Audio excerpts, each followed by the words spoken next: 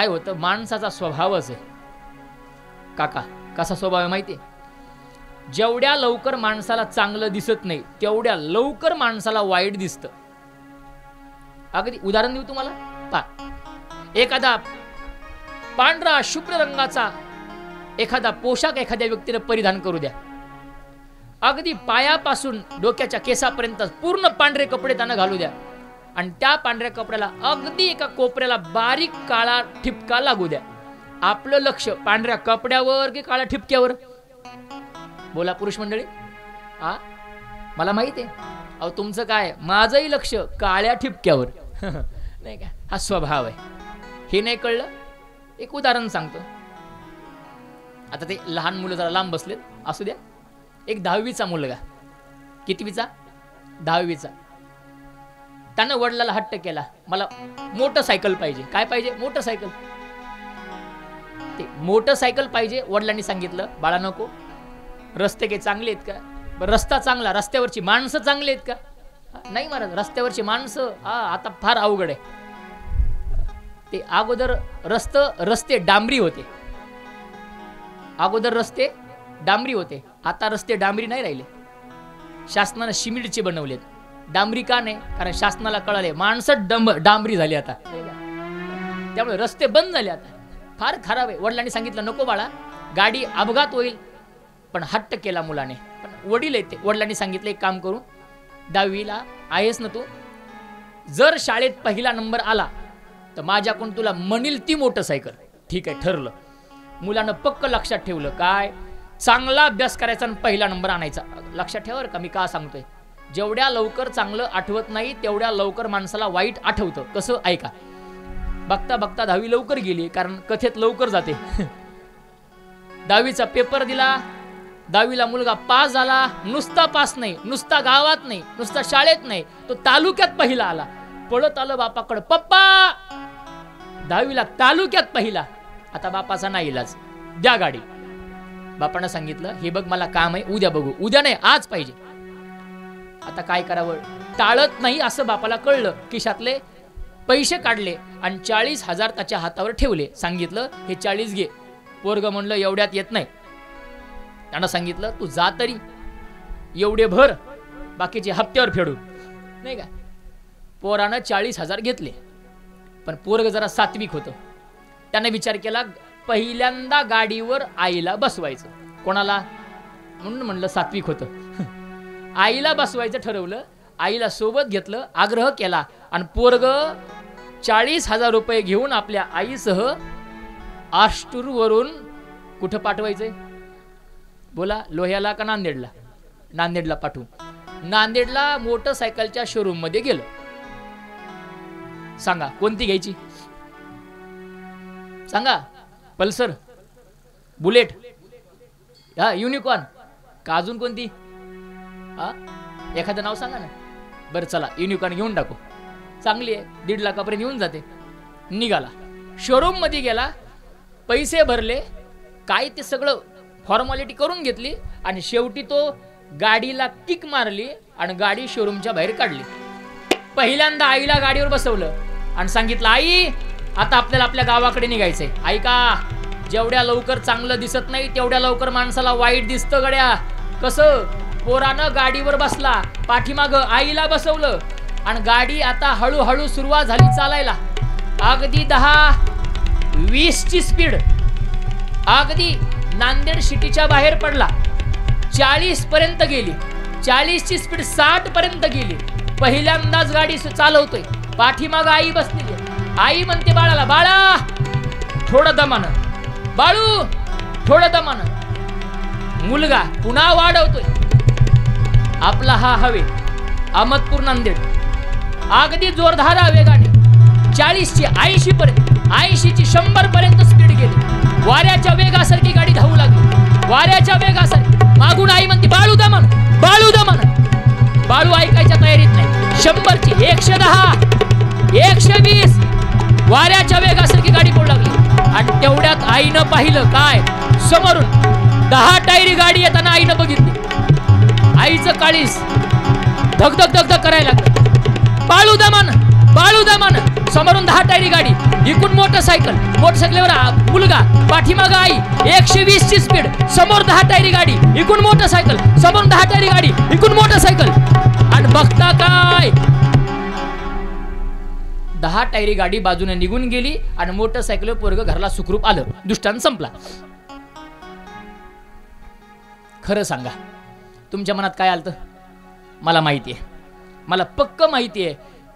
काहींनी त्या दोघांना दवाखान्यात पाठविलं, काही तर म्हणले यांचा कार्यक्रम झाला, काही म्हणले बाळूचा पाय मोलडा.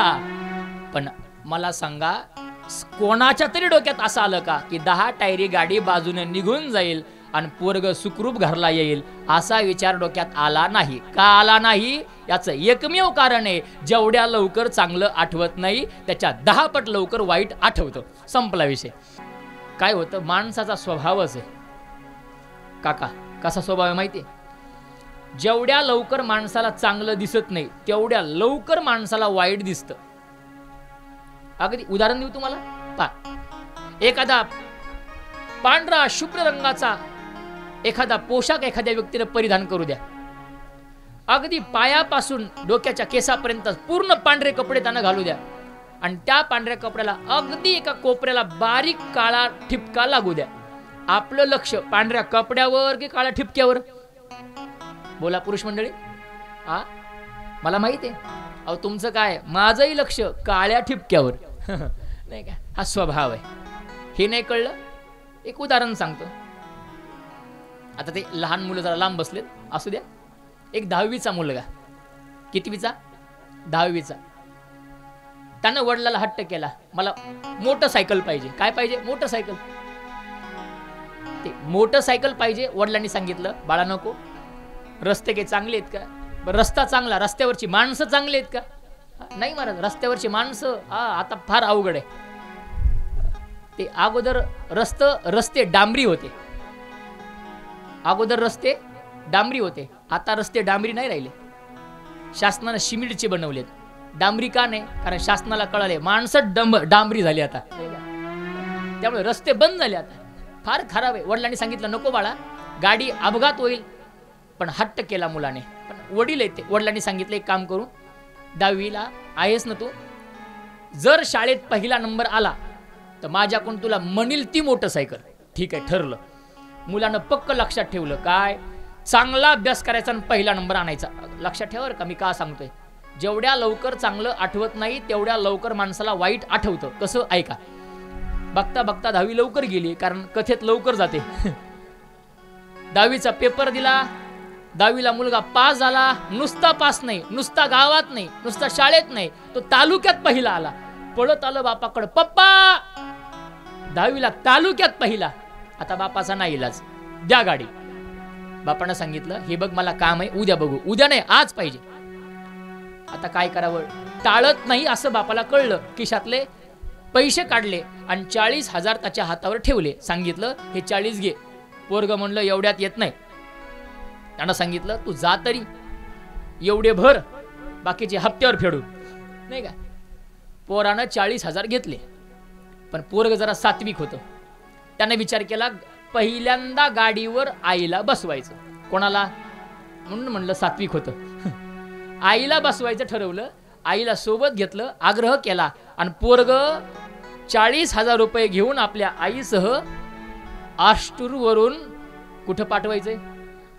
बोला, लोह्याला का नांदेडला? नांदेडला पाठवू. नांदेडला मोटरसायकलच्या शोरूम मध्ये गेलो. सांगा कोणती घ्यायची? सांगा. पल्सर, बुलेट, युनिकॉर्न का अजून कोणती? एखादं नाव सांगा ना. बरं चला, युनिकॉर्न घेऊन टाकू. चांगली आहे, 1.5 लाखापर्यंत येऊन जाते. निघाला, शोरूम मध्ये गेला, पैसे भरले, काय ते सगळं फॉर्मॅलिटी करून घेतली आणि शेवटी तो गाडीला किक मारली आणि गाडी शोरूमच्या बाहेर काढली. पहिल्यांदा आईला गाडीवर बसवलं आणि सांगितलं, आई आता आपल्याला आपल्या गावाकडे निघायचंय. ऐका, जेवढ्या लवकर चांगलं दिसत नाही तेवढ्या लवकर माणसाला वाईट दिसतं गड्या. कसं? पोरानं गाडीवर बसला, पाठीमागं आईला बसवलं आणि गाडी आता हळूहळू सुरुवात झाली चालायला. अगदी 10 20 ची स्पीड अगदी नांदेड सिटीच्या बाहेर पडला, 40 पर्यंत गेली, 40 ची स्पीड 60 पर्यंत गेली. पहिल्यांदाच गाडी चालवतोय, पाठीमाग आई बसलेली. आई म्हणते बाळाला, बाळा थोडं दमानं, बाळू थोडं दमानं. मुलगा पुन्हा वाढवतोय. आपला हा हवे अहमदपूर नांदेड अगदी जोरदार वेगाने 40 ची 80 पर्यंत, 80 ची 100 पर्यंत स्पीड गेली. वाऱ्याच्या वेगासारखी गाडी धावू लागली, वाऱ्याच्या वेगासारखी. मागून आई म्हणते बाळू दमन, बाळू दमन. बाळू ऐकायच्या तयारीत नाही. 100 ची 110, 120 वाऱ्याच्या वेगासारखी गाडी पळू लागली. आणि तेवढ्यात आईनं पाहिलं काय, समोरून 10 टायरी गाडी येताना आईनं बघितली. आईचं काळीस धगधग धगधग करायला लागलं. बाळू दमन, बाळू दमन. समोरून 10 टायरी गाडी, इकडून मोटरसायकल, मोटरसायकलवर मुलगा, पाठीमाग आई. 120 ची स्पीड, समोर 10 टायरी गाडी, इकडून मोटरसायकल, समोरून 10 टायरी गाडी, इकडून मोटरसायकल. आणि बघता काय, 10 टायरी गाडी बाजूने निघून गेली आणि मोटरसायकल पोरग घरला सुखरूप आलं. दृष्टांत संपला. खरं सांगा, तुमच्या मनात काय आलतं? मला माहिती आहे, मला पक्क माहिती आहे. काहींनी त्या दोघांना दवाखान्यात पाठविलं, काही तर म्हणले यांचा कार्यक्रम झाला, काही म्हणले बाळूचा पाय मोलडा. पण मला सांगा, कोणाच्या तरी डोक्यात असं आलं का की 10 टायरी गाडी बाजूने निघून जाईल आणि पोरग सुखरूप घरला येईल? असा विचार डोक्यात आला नाही. का आला नाही? याचं एकमेव कारण आहे, जेवढ्या लवकर चांगलं आठवत नाही त्याच्या 10 पट लवकर वाईट आठवतं. संपला विषय.